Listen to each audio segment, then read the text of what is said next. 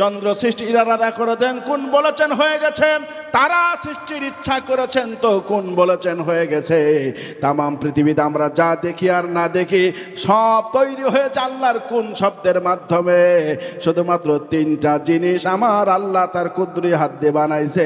তার মধ্যে একটা হলো বান্দার চেহারাকে আমার আল্লাহ কুদরতি হাত দিয়ে খুব সুন্দর ডলে ডলে ঘষে ঘষে তেল তেলে করে আমার আল্লাহ বান্দার চেহারা বানাইছে। আর জোরে কান আল্লাহু আকবার। এ মুসলমান,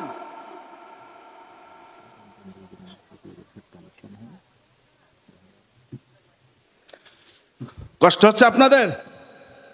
চেহারা সুন্দর, চেহারা সুন্দর তার কারণ হলো আল্লাহ খুব ঘষা মাজা করে একবার রং লাগাইছে, আবার মুছে ফেলাইছে, আবার রং লাগাইছে, মুছে ফেলাইছে।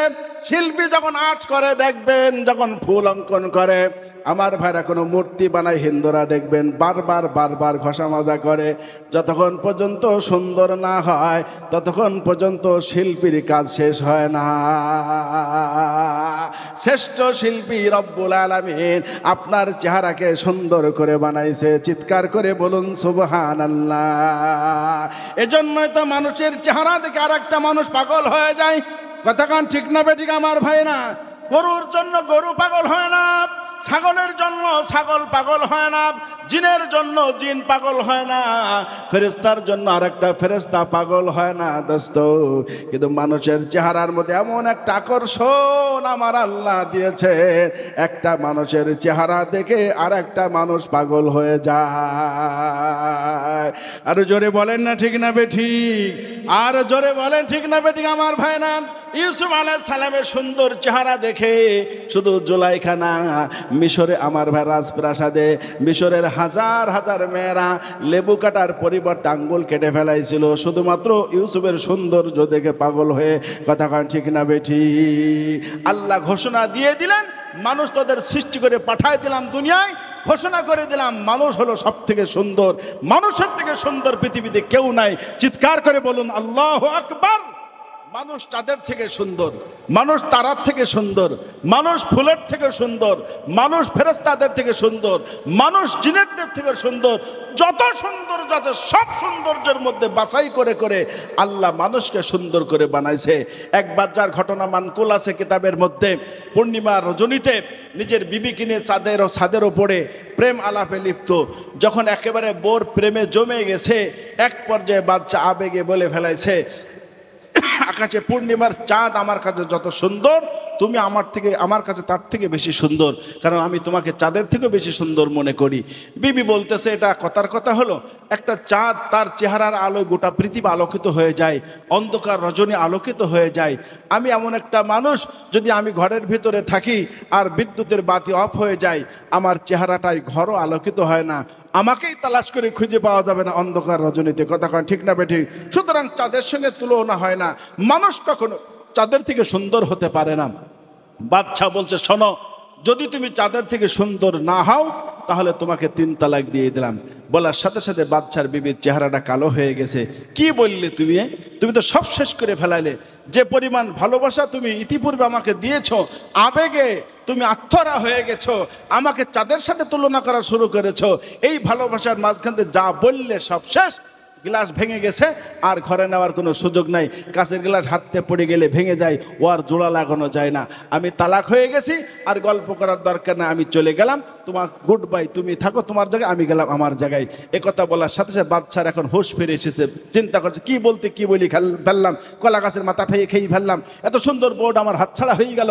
যা বললাম, বউ তো আমার থাকবে না, আর বউ নি ঘর করে দাও, এই বউ আমি আর পাবো কোন জায়গায়? বাচ্চা সকালবেলা দেশের মুফতিদেরকে ডাকছে, এই হুজুররা আসো, হুজুররা আসছে, জিজ্ঞাসা করছে, আমি আমার বউরে এই কথা বলেছি, তাদের থেকে সুন্দর না হলে তালাক। এখন আপনারাই বলেন, আমার বউ তালাক হয়েছে না বউ আছে? মুফতি সাহেবরা ফতোয়া দিল, কিচ্ছু করার নেই বাচ্চা, আপনি যা বলেছেন তাতে আরো হবে না, আপনার বউ তালাক হয়ে গেছে। বাচ্চা আরো টেনশনে পড়ে গেল, বউ তার নেওয়ার কোনো সুযোগ নেই। তবে বর্তমানে বাংলাদেশে কিন্তু বউ তালাক হয় না। কথা কান ঠিক না ঠিক? সবাই ঠিক বললেন না, কিন্তু আপনারা ঠিক বললেও ঠিক, না বললেও ঠিক। জোরে কান, বাংলাদেশে কি বউ তালাক হয়? বউ তালাক হয় বটে, কিন্তু কাজী অফিস পর্যন্ত গেলেও বউ ঘরে ফিরে চলে আসে। কথা কয় ঠিক না ঠিক? জোরে বলেন।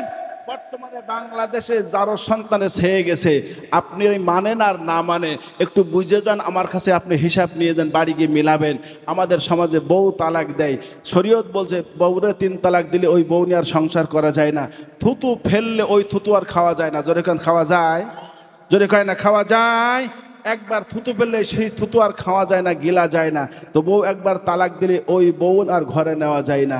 কিন্তু আপনি প্রশাসনের কাছে যাবেন, পুলিশ বলেন, টিওনো বলেন, র্যাব বলেন, চিতা বলেন, কুবরা বলেন, সবাই বলবে যে যা হবার তো হয়ে গেছে, ছেলে মেয়ে আছে, ও আর বাদ দেওয়ার দরকার, ওই নিয়ে ঘুটিমিটি খাও। জোরে কোন আছে না নাই?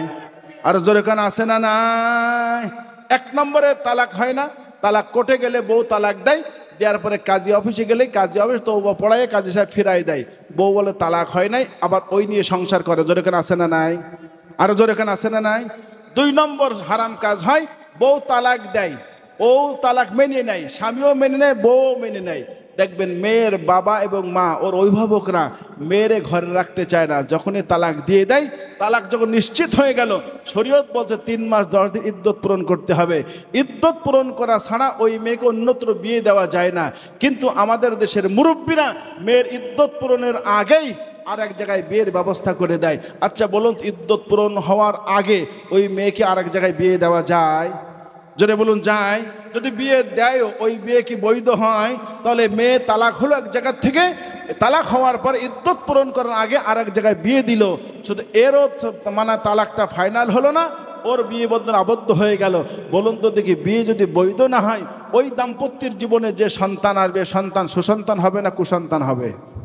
সবাই জোরে বলেন, সুসন্তান হবে না কুসন্তান হবে? 1 নম্বরে বউ তালাক দেওয়ার পরে সেই বউ নিয়ে সংসার করে সন্তান জন্ম দিচ্ছে। শরীয়তের পরিভাষায় ওই পরিবারে সন্তান জন্ম নিলে ওই সন্তানগুলো সুসন্তান হয় না, কুসন্তান হয়, এক কথা হারামজাদা তৈরি হয়। 2 নম্বর, তালাক কার্যকারী হওয়ার পরেও ইদ্যত পূরণ না করার পর অন্য জায়গায় বিয়ে দিয়ে এই বিয়েটাও বৈধ হয় না। অবৈধ বৈবাহিক সম্পর্কের কারণে ওই পরিবারে যে সন্তান জন্ম নেয়, ওই সন্তানগুলো সুসন্তান হয় না, ওগুলো কুসন্তান জন্ম নেয়। কথা কান ঠিক না বেঠিক আমার ভাইরা? এবার বাড়ি দিকে যেয়ে মাথা নিচু করে ভাববেন, বুকে হাত দিয়ে, আমার পরিবারে, আমার দেশে, আমার সমাজে বর্তমানে সুসন্তানের সংখ্যা বেশি না কুসন্তানের সংখ্যা বেশি? আর যেই সমাজে কুসন্তানের সংখ্যা বেশি থাকে, ওই সমাজে কখনো ভালো কাজ হতে পারে না। কখনো হারামজাদা জাইরোর বাচ্চা জাইরোরা মুরব্বীদের সম্মান করতে শেখে না, হারামজাদারা আলেমকে সম্মান করতে জানে না, হারামজাদা সন্তানরা রাস্তাঘাটে যেখানে সেখানে অপ্রীতিকর কার্যকলাপ করে। ওদের কাজ দেখলে আপনার ঘৃণায় মাথা নত হয়ে যাবে। কথা ঠিক না বেঠিক আমার বন্ধুরা? রাসূলুল্লাহ সাল্লাল্লাহু আলাইহি ওয়াসাল্লাম মঞ্চে বক্তব্য করছেন, ওই জায়গায় ওই ওলীদ ইবনে মুগীরা দাঁড়ায় গেছে, বেয়াদবি করা শুরু করেছে। আল্লাহ নবী কষ্ট পেয়ে গেছেন, বেয়াদবি করছে মাঠের মধ্যে। আল্লাহ পাক কোরআনের আয়াত নাযিল করে দিয়ে বললেন, নবী আপনি কষ্ট পাবেন, ও তো হারামজাদা, ওর জন্মের ঠিক নাই। মানুষ জানে মুগীরা ছেলে, আসলে মুগীরা ছেলে না। মুগীরার সাথে যখন ওর মার বিয়ে হয়েছিল,